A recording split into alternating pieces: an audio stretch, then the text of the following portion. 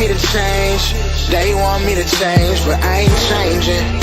Nah, I remain the same. And you are now tuned into another episode of Intellectually Petty Radio, brought to you in conjunction with A Beautiful Machine magazine and the mighty Nerd DJs Radio Network. Shout out to the triple OG, DJ Johnny O. Y'all already know, man. Week after week, day after day, year after year, we only rock with legends around here. And today is absolutely no motherfucking exception. We got one of the best musicians since strings and bongos were invented. One of the dopest individuals to ever walk on 2 feet in the history of history. We got Mr. Jake Bass coming to the conversation. How you doing? What up, Doe? That was one hell of an introduction. Thank you so much. I've been doing it for a minute. Man, how's life, man? How's your family? Oh, it's great, man. Everybody's doing well. Can't complain. Everyone's healthy and happy. What more can you ask for? Yo, Merry Christmas in advance. It's coming up. Thank you. Same to you. Best Christmas gift you've ever gotten. Well, I'll say more like a Christmaka because I celebrate Hanukkah. Mhm. I would say a drum My kit. apologies. Did not realize that, so my bad. No, it's all good. I celebrate both. It's all good. But yeah, my first drum kit, that would probably be the best holiday gift that I ever got. Because that changed my life. I could not buy my kid a drum kit. That's just like torture. Although Yeah. apparently it worked out for you. Yeah, yeah. The noise was worth it. Is it noise? Oh, at first it was definitely just noise. But then I made it musical. At what point do you realize, okay, you know what? I might be onto something. I mean, it was after I got that drum kit when I was 8 years old that I got the bug, and I knew right then and there I wanted to be a musician. Was it your dream or was it that you saw your pops doing the same thing? So it was, I saw my dad living his dream in real time. Hmm. Um, and at that time, when I was 8, my dad had not made it yet by any means. Okay. So I watched him struggle for many, many years as well. Yo. And so um, when I started playing instruments, Mhm. it wasn't like I was in a studio like this. It was just in the basement. Mhm. And it wasn't even like the best drum kit you can get. I didn't even have cymbals. It was just kick, drum, snare, and like a little top. Um, but it felt so good to just create Mhm. that like it was my own dream beginning.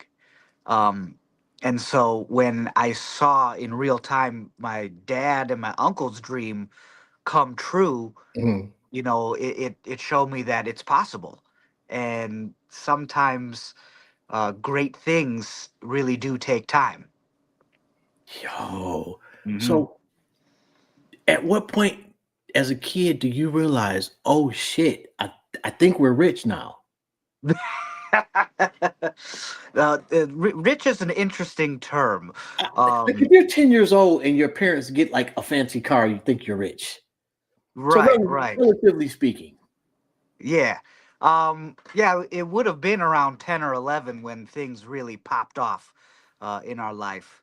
Um, and it was interesting because my parents had separated at the same time. And so I had to go back and forth to my parents' homes. And Mm. when Marshall started blowing up, the money hadn't come in yet. So even though my dad was becoming a top producer in the game, uh, we had to live at my grandma's house. Nothing That's fancy at all. um, yo. uh, we actually had to live in my great grandma's house first, and then my grandma's house. We were actually at my grandma's house when the "My Name Is" music video premiered in 1999. Um, but it was after that, a whole year after that, Mhm. in 2000, is when um, I finally got to see and live in a house that had stairs. So that's when we Really? knew things were popping, when we had stairs. And Yo, I grew up in a duplex, where at? Oak Park. Yo, Oak Park, baby. y'all didn't have stairs? The duplex, no, it barely had a bathroom. Oh, yo, the bathrooms in those duplexes is crazy work. It was this big. Oh, That's it. The duplex was the size of this board right here. no stairs. Like, yo, I grew up in Detroit on the west side, and we had stairs. Yeah. Well, mazel tov to you. Yeah, I didn't. An upstairs was like, those were for the fancy people. Oh, And then that happened. We were able to get a staircase or two. okay, so your first quote unquote break where you Hmm. really felt comfortable, Hmm. which song was that? Um, I think for our family, when uh my dad produced Purple Pills for Mhm, D12, mhm. when that hit #1 on the rap singles chart in 2001, uh, that kind of cemented everything. We knew as a family, like, holy shit, uh, not only is the music resonating with the world, Yeah. um, like, no one will ever be able to take that away from my dad. He will always have that first #1 hit. Um, and from there on, it was like, okay, this one's a hit, that one's a hit, and everything changed after that Oh man, life for the got to better, be beautiful. Okay, so for you personally, Hmm. which genre do you prefer? Hmm. Hip hop, rock? I mean, hip hop is my foundation, obviously, but I would have to say my favorite would be the smooth jazz lane. That's Really? where that's what I fuck around with as a solo artist. That's what I'll listen to for inspiration. All instrumental shit. Mhm. And besides that, I am also a sucker for some good rock, some classic rock, Led Zeppelin, all that shit. From the '70s. Led Zeppelin is a whole fucking trip, Hmm. intentionally, pun intended. Yeah, yeah, It's fucking different. Look, yeah. Aerosmith or Nirvana? Aerosmith, Really? hands down, Aerosmith. Yeah, I Hands love Nirvana hands too. down? Yeah. Oh yeah, yeah. Oh, Aerosmith. come on. Yeah. Yo. The musicianship with all of those guys, Mhm. and the vocal range of Steven Tyler, and I I give you that. think if Kurt Cobain had been around longer and their catalog was bigger, then maybe it'd be different for me. Um, but I just loved the songwriting and the performances of Aerosmith. I think I I just like think that era. I think Aerosmith towards the latter half of their career Hmm. did a phenomenal job of still capturing new audiences. Oh, definitely. Yeah, But I big time. don't know shit In about in the whatever they did in the '90s for sure. 70s. Yeah, 70s or 80s. I don't know shit Hmm. about that. But they did some shit like in the 90s that, that, Hmm. that we all know. Yeah, yeah. They That's they were almost able to impossible to really do. cross over. Yeah, that's almost impossible to do after Hmm. that long in the game. Yeah, Who big time. who outside of your family circle did you look at from a musical perspective Hmm. and say, I can take something from that person? Hmm. Oh, that's a good question.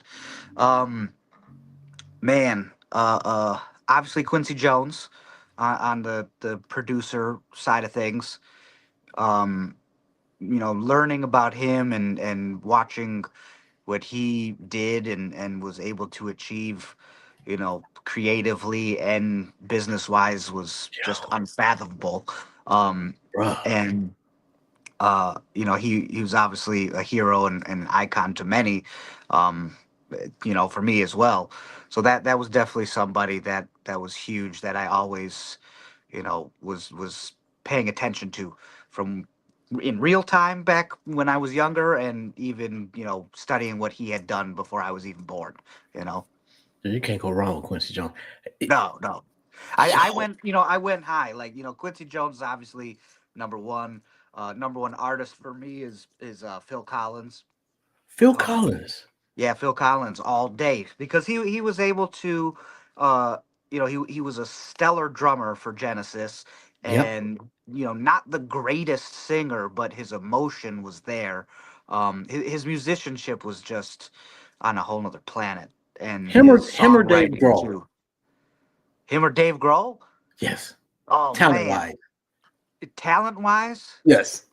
shit, I'd have to say Phil Collins. I might go Because with Dave Grohl on that though. yeah, I mean, Dave Grohl is phenomenal as well, but I think that um, Phil was able to shift and transcend the eras that he was in really well, and Yeah. like you can hear the different styles and sounds from each decade, and I find his recording techniques really fascinating too.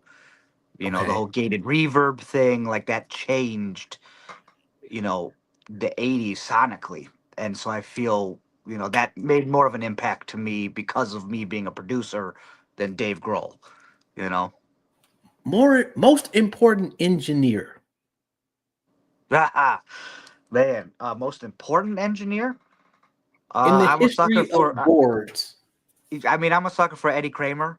the Mhm. the work he did obviously with Jimmy, um and the amount he was able to do with so little back then and make such big sounding records always blew my mind. He's top for me. Top three producers sonically. Oh, geez, these are good questions. Um, let's see, top three besides my dad and uncle. I would have to say Dre. Um, I would have to say uh, Scott Storch, Mm. and like I really fuck with Phineas right now. As far as the past 10 years, he's changed the game for sure. Yo, I don't think that I don't know what the fuck they put in Dr. Dre's ears, but this shit, like if you listen to the Chronic to this day, hmm sonically, never mind the talent and the beats and the hmm artistry of it, but Yeah. just sonically, it's better than most of the shit that has come out since then hmm by a long shot. Yeah. Phenomenal mixer, big time. Oh, and I don't know who did Outcast shit, but they did a really good job too. Outcast too. Yeah. Yep.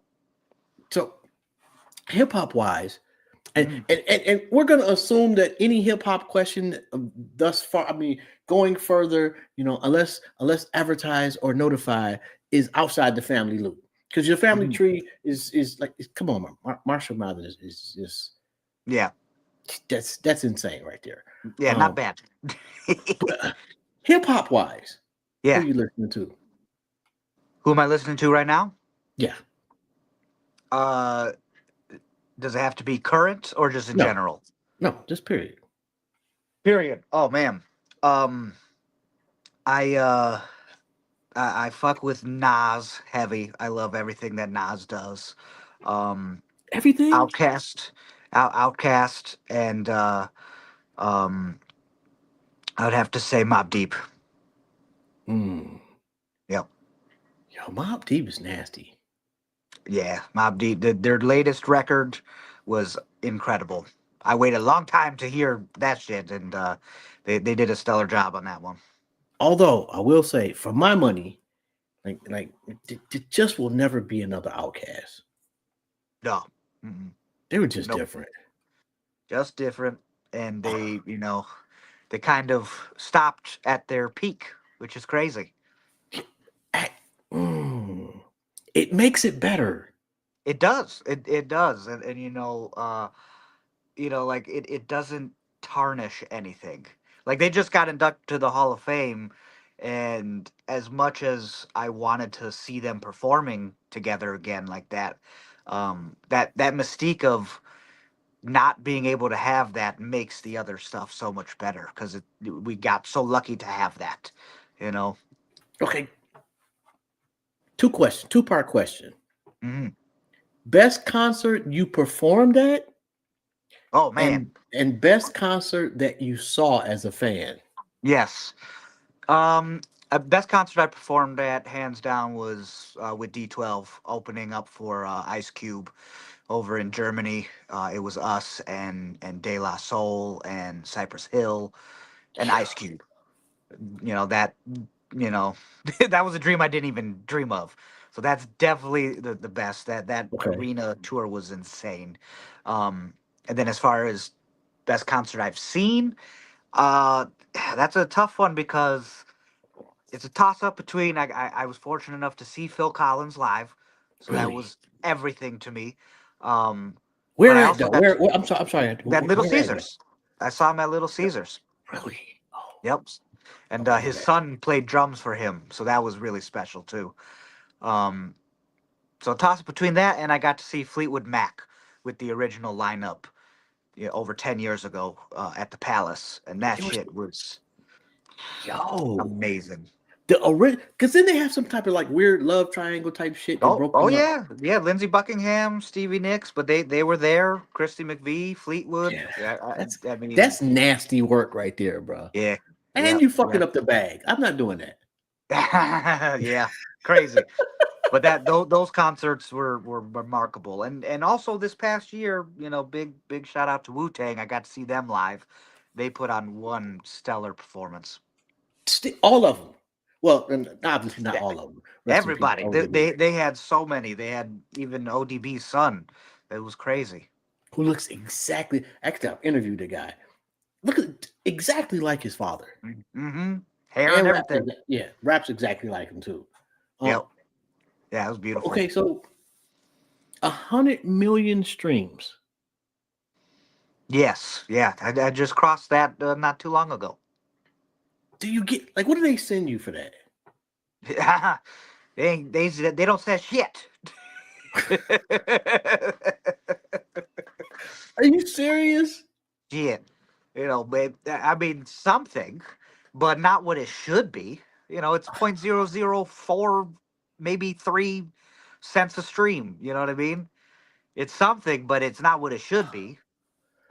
Why aren't the larger artists creating their own platforms to circumvent getting screwed over? I mean, the big artists are with the big labels that are all in bed together. What are you gonna do? It's okay. That's the industry right now. We'll see what happens next year. Is it fixable? Um, at the moment, I'm not sure. It's so big. It's very very big right now. Which the idea of the internet was to actually make it so big that it could not be controllable, and somehow Mhm. they still managed to control shit. Yeah, it's wild out here. It's crazy. I think that most of us don't see the internet as a weapon that we can use. Yeah. And that's the brilliance of the other side, Hmm. So here's a question that I ask everybody that comes on the show. Yeah. And if and being Jewish, God is the guy when you're Jewish, correct? I mean, shit. We've been around a long, long time. I'm saying, but like God is the guy, like he's the main. Right? Yeah. Okay, so I ask everybody that comes on the show the same question. Mhm. Has nothing to do with nothing. So you're sitting on a park bench, and Mhm. God sits down next to you, and he or she says you can ask them one question. What would it be? Mhm. Where's the best place to get matzo ball soup? Because I'm craving it. You sent down to the all-knowing super being of super beings, and that's it. I mean, that's all I need to make me feel good. I need to know where the best one is, You know what's and I'll interesting? be in heaven. My, my initial thought, yes, is like, oh, you tripping. But on second thought, that's some beautiful shit. Thank you. Like to be Yeah. quite like the fact that you look, I just want to have a good meal. Mm-hmm. Yeah. I think God would really appreciate that because Mm-hmm. because me, I want some big shit. I want $1 trillion. I want this blah, blah, blah, blah, blah. But just a Right. meal, he's like, bro, I can here. Yeah. You know, you might get a restaurant out the deal just for the humility alone. Exactly. Okay, so the Great Marshall question. Mathers. Well, oh, thank you. I appreciate that. The Marshall Mathers LP. 1.7, Yes. and this is off your page. 1.7 million in the first week, 12 Yep. times diamond. One Yep. of the greatest albums of all time. Top 3. Is that album in your top 3 albums of all time? Absolutely. Really? Yeah. Yeah. Just because it was such a special time. It captured everything in our world culturally, Mhm. um, as well as my world personally. But it was so significant and so needed for the world at that time.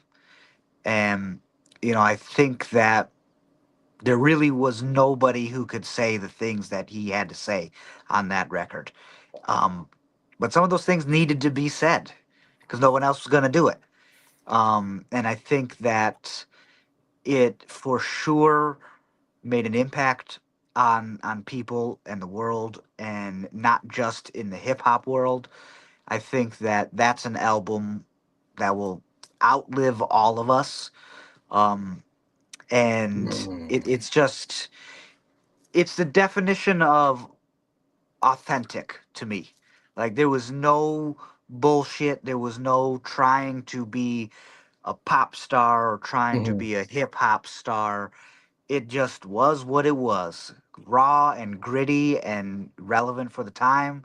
And that's it. You couldn't ask for anything better than that. That was 2000. That's what it was. Yo, You top know? 3 for me. It's a Yeah. tough one. I don't think I've ever considered like definitely Snoop Dogg's first album Doggy style. would absolutely be in the top Oh 3 yeah, for me. yeah. I mean, my number one is Maggot Brain. That's my number one album. I mean, who is Maggot Brain? Funkadelic. For some reason I'm thinking Asham, but yo, yeah. Hmm. I've never been the biggest Funkadelic fan. Like That's okay.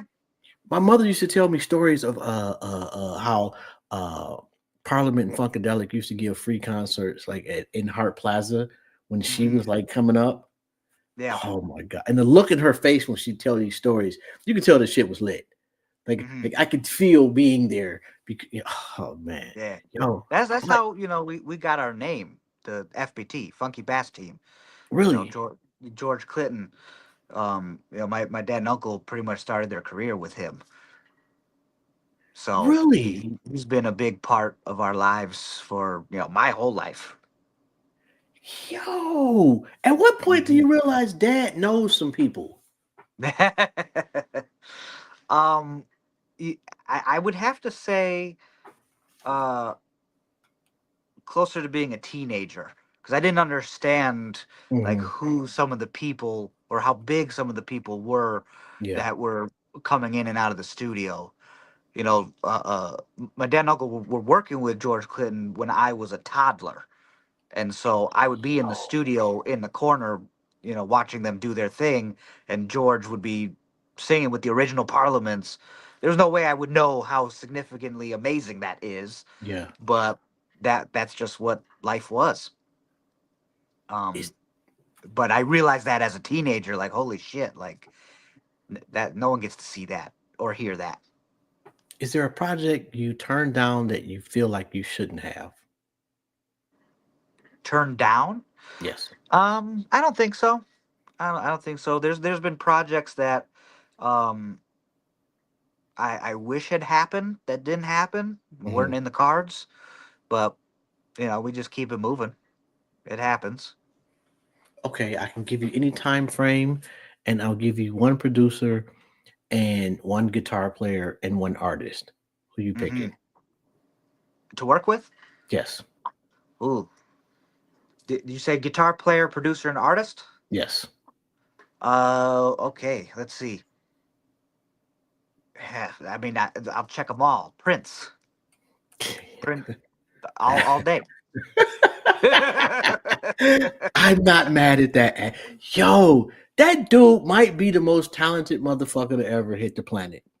He was in every way. Yeah. At least from a musical perspective, Hmm. I don't know about too many. Like authors pretty much kind of stay in their lane. Hmm. Painters or whatever, same thing. Like most artists find a lane and stick to it. And Prince Hmm. was just different. Oh yeah, It, yeah. who That's one rivaled? of the artists I wish I had an opportunity to see live. Where would you, if you had to pick the venue? Where would it be? The venue? Yes. Oh man, I would want it to be a smaller venue. You know, Yo, like if I could see Prince at something like a St. Andrews or a Royal Oak Music Theater, St. Andrews would be it'd crazy. be that. That size, 1,000 people or so. That's what I would have. Mm, that would have been Yo, special. and I'll tell this story to the day that I die. I've said it a million times on the show. Scarface. I saw this nigga at I think it was the Crow Feet. Oh, the Crowfoot, yeah, in Pontiac. Shout out to Mikey Eckstein for the Yeah, look. Yo, best concert, hands down, I've ever been to. This cat was fucking phenomenal. Like hell yeah. I've never seen an individual command a crowd, Hmm. and I've heard stories about DMX, but never saw him live. Hmm. Scarface had that exact, like when you hear the stories about how DMX cried, made niggas cry, scream, made niggas angry, like he took you on an emotional roller coaster. Yeah. Scarface did that, but in a completely different way. Mm. He told stories in between. It was like his own little personal what's that tiny desk? Yeah, yeah. Tiny Desk concert. Yo, it had to be like 500 of us. Mm, mm. Yes. Like, That's amazing. yo. And the beauty of music is that a great experience musically never goes away. Hmm. Yeah, it's a powerful thing. Most important song of your life In any genre. in and I don't mean like monetarily, I mean like Hmm. it got me through some shit. Mm. Um, that's a big one, because there's been a few for sure. Mhm, Um, so I really can't name just one. mhm, Um, I will say, uh, Marshall's Rock Bottom will mm, always be a significant one in my life, uh, both personally and as a fan. mhm. Just because that was so real, and that song will always bring me back to that Yeah, time yeah, of like, nothing, and this is it. That it either has to work or not. yeah. So that's majorly significant. Stairway to Heaven. That was the first song I learned how to play on guitar, so that will always be the beginning of my journey as a musician. So that's a very significant song for me as well. That's a dope fucking song. Obviously it's a cliche one for guitar players and whatnot, But I was, 11 years old and was able to master that whole song. And so it was a very important piece of music for me in my life. Okay, It let me cut you off showed right that there. I could do this. Who was the first person you played it for confidently? Great question. Um, I I played it for my classroom when I was, yeah, yeah, when I was a kid, in middle school. I played it with my buddy Ian. We had learned both the parts of the song, and I felt confident enough, as an 11-year-old, 12-year-old, whatever, in middle school, that That's we're gonna crazy. play this entire 8.5 minute song from beginning Oh, to y'all end did the whole for thing? for the whole classroom. And my teacher, shout out Mr. Laskawa, he was like, "Go for it," because he was a guitar player too. So he was like, "I want to see Yo, this." that's so fucking Um, dope. and I was like, Let's Shout out play to your it." teacher, man. That's fucking Yeah, dope. yeah. And we played it. We played the whole 8.5 minute song, and the classroom, half of them were like, "What the fuck is this? I'm so bored. Like, this song is from the '70s. This is my grandparents' music." And then the other half was like, "Holy shit! How did you, number one, learn a song that long, and two, play the parts as best as you could as a kid?" Um, Yo, and that was early on, when I was beginning, and so that was crazy. I was like, "Fuck it, let's do it."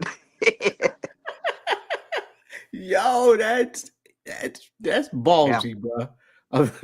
yeah. Well, I mean, I just loved music so much. I Mhm. knew that that was my passion. That was my path. Why not share it with my peers? You know. Yo, the Jay Dilla watch, where'd that come from? Hey, I'm not wearing it today. I wore it yesterday, but that's the Shinola. That's a beautiful piece right there. Yo, They that only made like 100 or so. really. Yeah, they have like two models. I think 100 each.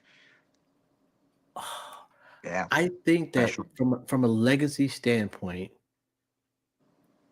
his family and team Hmm. have done him more justice Hmm. than almost definitely any other hip hop artist, in my opinion. Hmm. And it's Yeah, no his no his slight to estate any other does family or really. anything like that. But Yeah. they just everything they do is very classy, very Hmm. quality, very Yep. thought out. Yep. And they don't miss. No, and in so many different things, in food, music, Yes, jewelry, you yes, name it. yes. They, But that just shows how great of a person and producer he was, and his impact while he was alive barely touched what it should have been while he was alive. I've had this conversation, and he wasn't Detroit enough overtly Hmm. because most cats, given that level of talent from Detroit, would tell you they got that level of talent, Hmm. myself included. Hmm. I'm gonna talk my shit. Jay Dilla Yeah. didn't.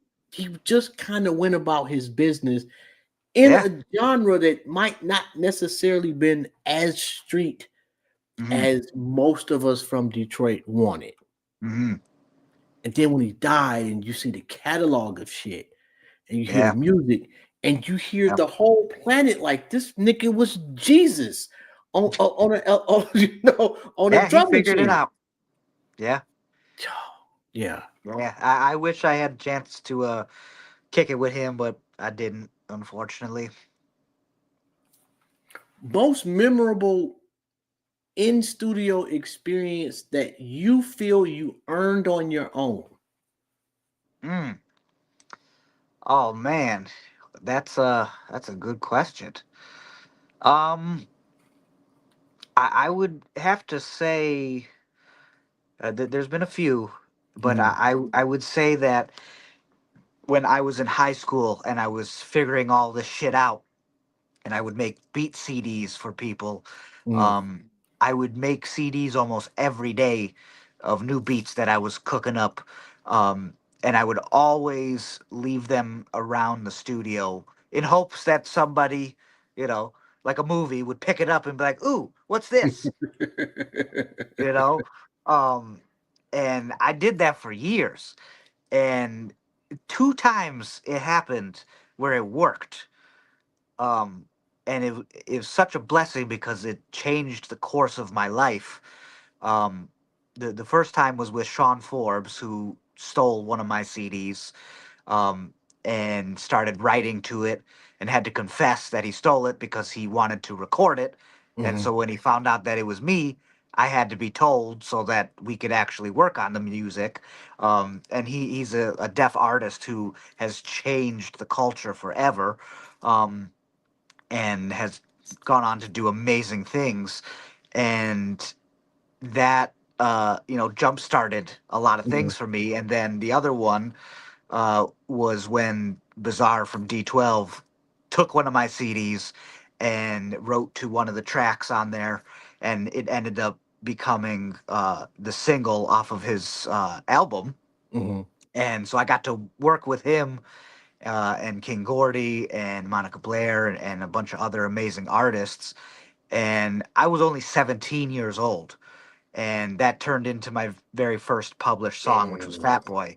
And so I was literally a 17-year-old in here in this room, working with, some of the biggest hip hop artists in the world at that time. And I was like, I'm here. I'm doing it. And that was quite significant and mind blowing. Yo, and for the record, look up King Gordy. Like that motherfucker was Yeah. fucking dope. Yeah, Like yeah, I did a lot of extremely. work with him. Those sessions, because I produced the entire Cobain's Diary, an underground classic here, when I was 17. Also, after the Fat Boy thing, I ended up doing a shit ton of work with Gordy, and the Fat Killers, Really? and those sessions were nuts because it was rock and roll back then in here, smoking, drinking, you name it. And I was just right here with asthma, trying to breathe and survive. But it shaped me. It shaped who I am, and man, those were some fun sessions. How important is Esham to Detroit hip hop? I think he's very important. He was one of the first to figure this shit out here. Yo, and, You and, know? and his independent game Hmm. criminally underrated. Hmm. Yeah. Like he taught a lot of people how to get money on your own. Hmm. Yeah, and that's And huge, yo, and when I say especially if when he was doing it. oh man, the red tape, Hmm. crazy. I remember, and from the like very rarely did back then did hip hop cross from east to west or vice versa. Like he Yeah. was a West Side artist, motherfuckers from Cooley and Ford loved you, maybe Hmm. Mumford, but you was East Hmm. Side, Kettering, what, Hmm. but really one of the cats that just like he was just different, Hmm. Yeah. you know. Yo, and I'm an Yeah. old cat, so I remember like Awesome Dre coming out, Yeah. Detroit Most Wanted, Hmm. Smiley. Hmm. Yeah, Who's who's an I artist? was I was so young, for a lot of that shit. Some of it I wasn't even alive for, but growing up Thanks in for the reminding me. environment, no, it's all good. But being in the environment, I was exposed to all that shit, and Mhm. I took all of that as little lessons for me to use and grow to become, a producer and writer. And obviously, we were just so engulfed with the funk and with the hip hop world, that, like, I just knew so much about it because that's what my day to day was when I would go to the studio. Best artist you feel like doesn't get the credit or that we've never heard of? Mm, man, that's a good one too. In general I've or been in doing hip this for hop? a while, bro. In general or within hip hop? It's up to you. Mm, mm, mm, mm. Um, man, I feel like I will say, I think Joyner Lucas should be bigger than he is. Even though he's gotten to some places, he should be bigger than where he is. Um, I have always fucked with his shit. Um, and also Mm, Token. I really fuck with Token.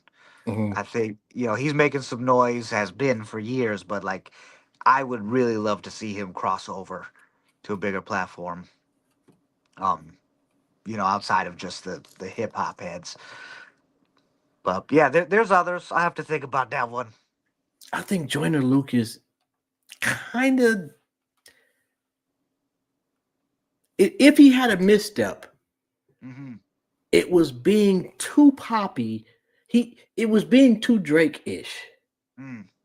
Much better MC than Drake, Yo, yeah, and I don't think it's close. yeah. But just sonically and lane wise, it was too Hmm. Drake-ish, and Hmm. and not the gutter Drake, because Drake got some gutter shit. Hmm. Before he got washed. He had some shit that you go back. Drake got some shit, and Hmm. you don't like the Joyner Lucas just didn't. He wasn't able to capture enough of the field, if that Hmm. makes sense. Yeah, I see But what you're saying. but I get what you're saying. Like, Hmm. dude is nice. Oh yeah, and I've opened up for him a lot with my artist Ryan Scott, and so I've seen him perform a bunch of times, and his stage show and his presence Mhm. are phenomenal. He's right, the shows he puts on are right there with Cube and Snoop Dogg. They're so entertaining. Besides him being able to rap and say some incredible shit, the show itself Mhm. is awesome. What's Ice Cube like? Ice Cube is dope as fuck. He's scary too. He's very, very nice, but like, you see him and you're like, oh shit, like this is Ice Cube. He's amazing. Very, very cool guy. Very, very nice. But you know, I was still scared of him. Yo, and I'm not. I don't want you to name any names and shit like that. But I know there's like a saying that says never meet your idols. Have you Right? come Yeah. across somebody that you really thought was gonna be amazing and Hmm. turned out to be a complete asshole? No. Mm-mm. I can't say that I've run into a lot of that. I have. Um, yeah, it Yes. happens. Very, very Black common. Black Thought. He's banned from the show. He's never been on the show, never agreed to come on the show. Let me put that out Ah, there. However, if it's people call and ask, it's a no. Because I yeah. seen this motherfucker at the Rock and Roll Hall of Fame at Mm, So Hollywood. mm, And the rest of the roots were down to earth, really cool dudes. Shout out to y'all. mm. But this nigga can't. Oh, it was horrible. I was so offended. And I've been hating on this man for I don't know how many years it's been now. Maybe Damn. 20 years. Yes, I've been Okay. hating. I hate on Black Thought consistently. Interesting. Okay. Did not know that. I'm sorry, I had to rant a little bit for. That's okay. That's your show. Is there a question that you get tired of being asked? That I get tired. Yes. I guess I would have to say, is Eminem a nice person, or is he really like what he raps about? Marshall's a very nice, humble person, very quiet person. But I get asked that a lot. Like, what do you think I'm gonna say? Like, no, he walks around, fuck this, fuck that. Like, But I want that story. I don't Slim want the. Shady's one thing, I don't want Eminem's the nice another. Marshall story. I want this nigga through a chair through a window story. You know, Right. because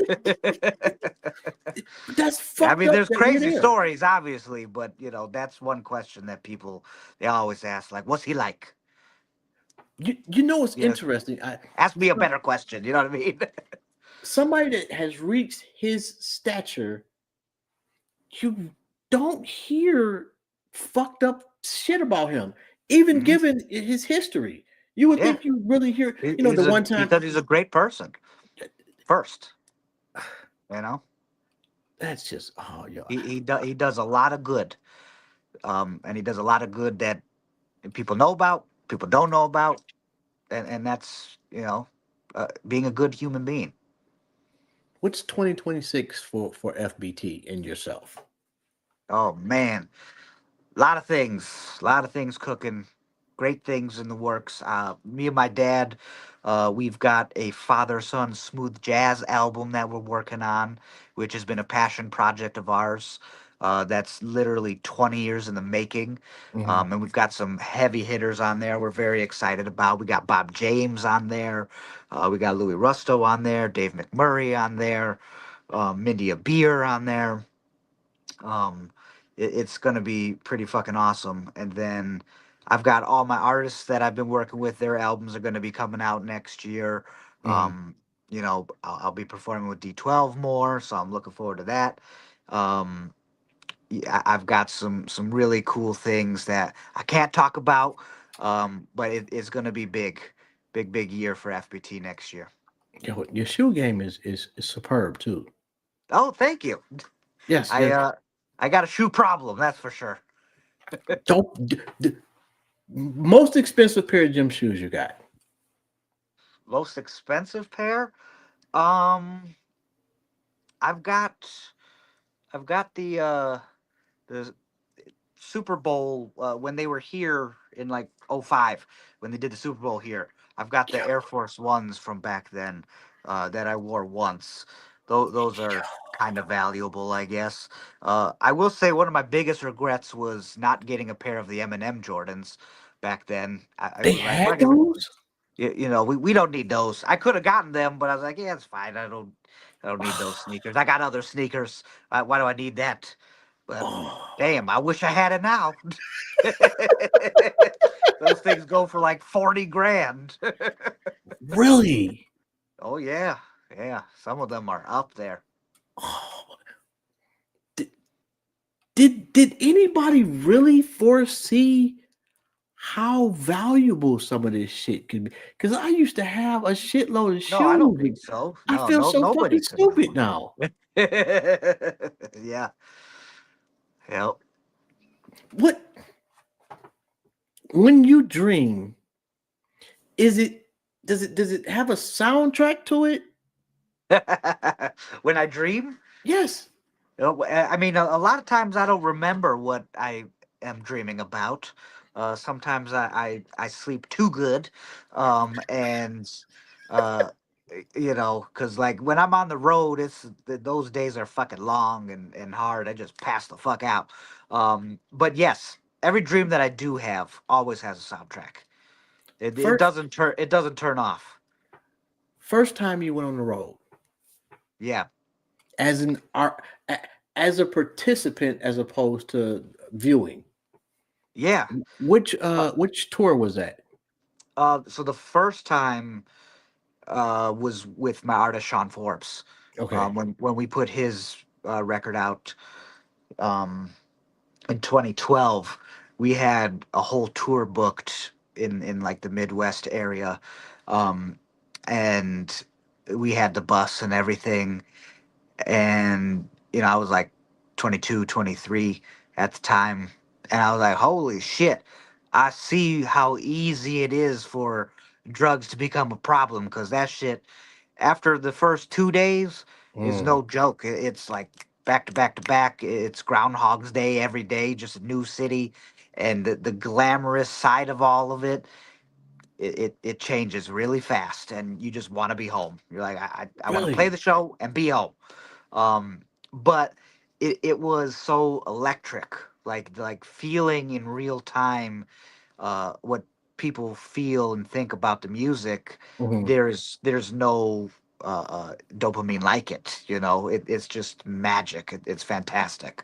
So it makes it worth it. Um, but it was something that I never saw myself being on stage like that Mhm. and touring. I always imagined being here in the studio every day. Um, but I got sucked into that world because all the music I play. I'm all the parts. So Mhm. it made sense for me to be the one to play it on stage. And I have a great time on stage, and I let go and let, the music take me where I gotta go. And it's fun, man. It's awesome. Which role do you prefer? The executive or the artist in the studio? I definitely prefer the producer role. I do all of them, Hmm. but the producer role is my main thing because I love to, be that person for the artist.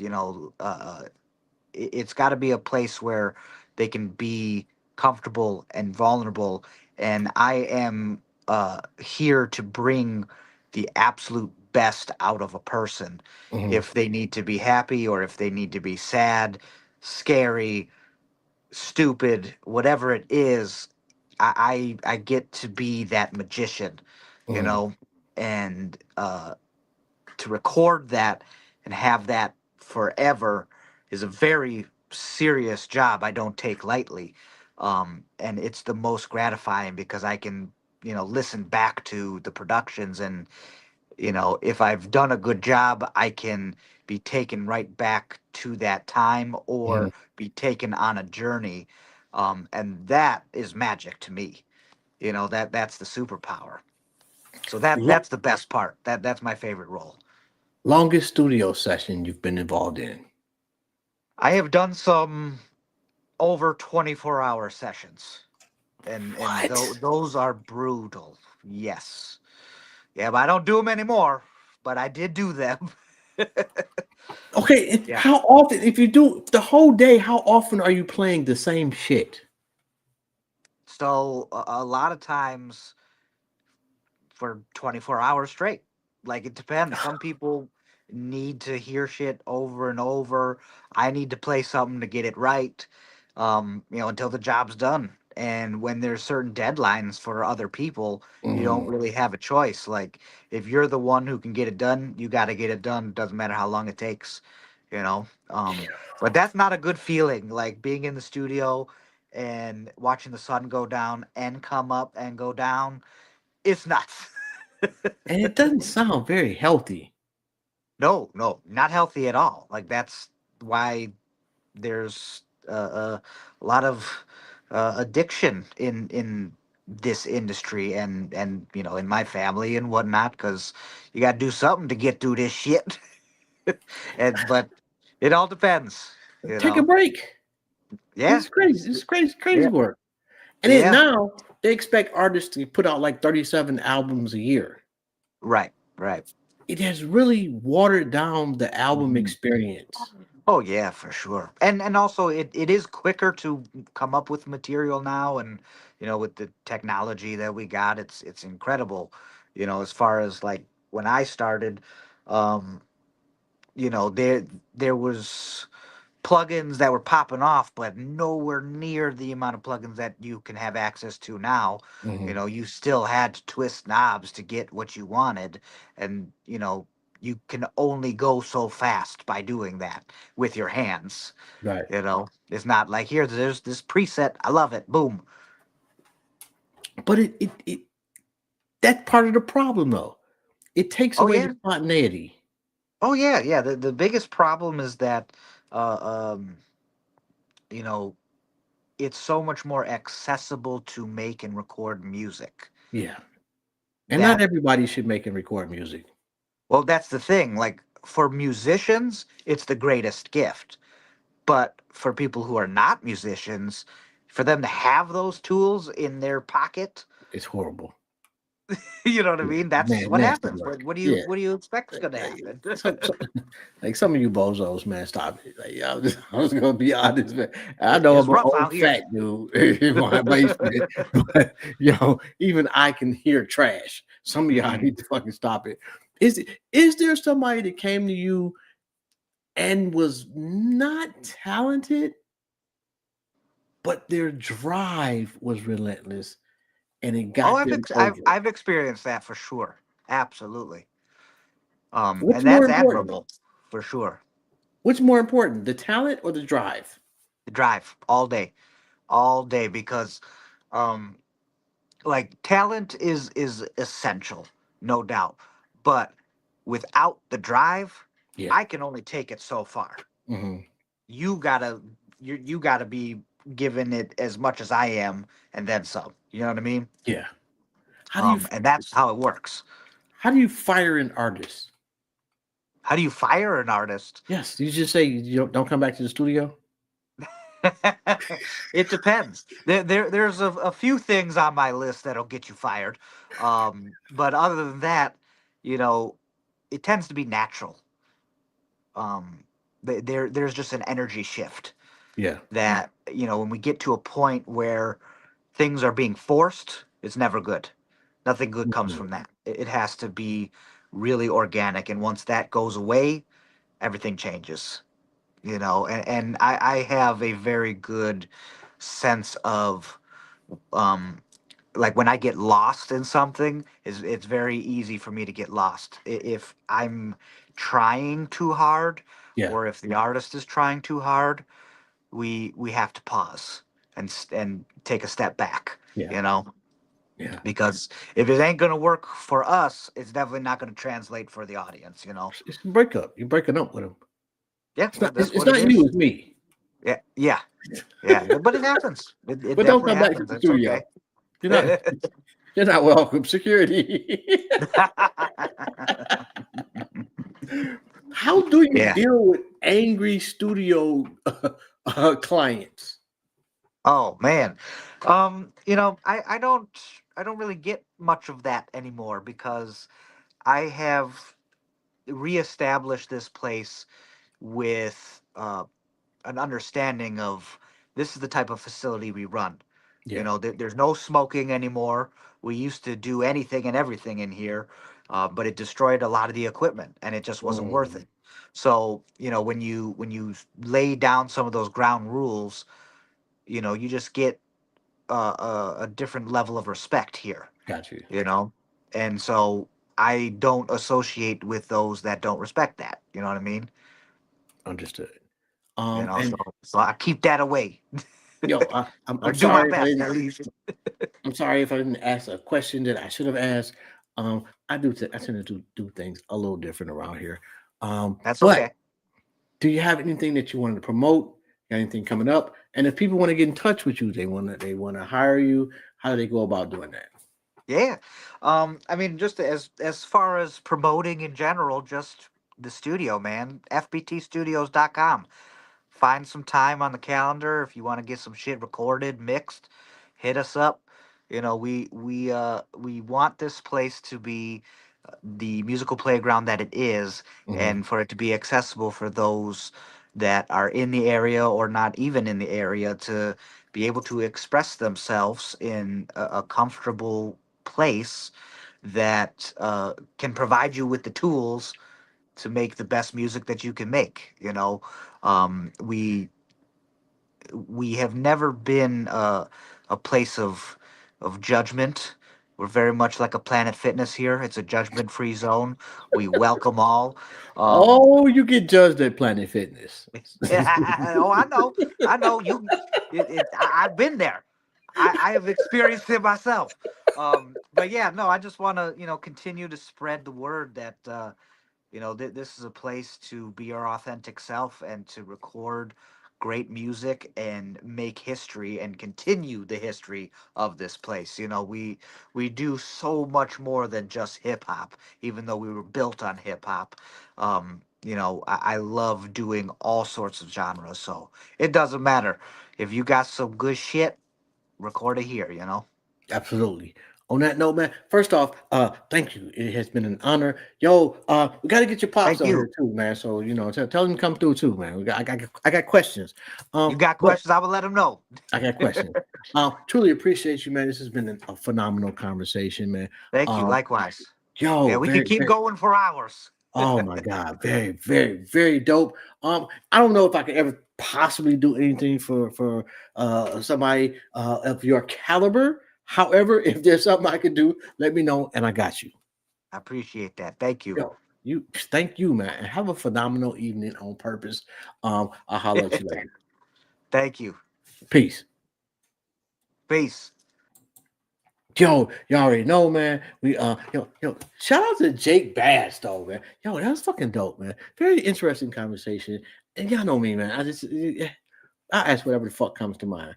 But this is Jobs. It's been another episode of Intellectually Petty Radio. And I will be back in about an hour with Black Business Buzz.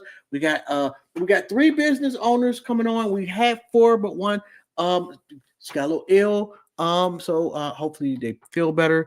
And we'll be back in an hour. Y'all have a good one. Peace.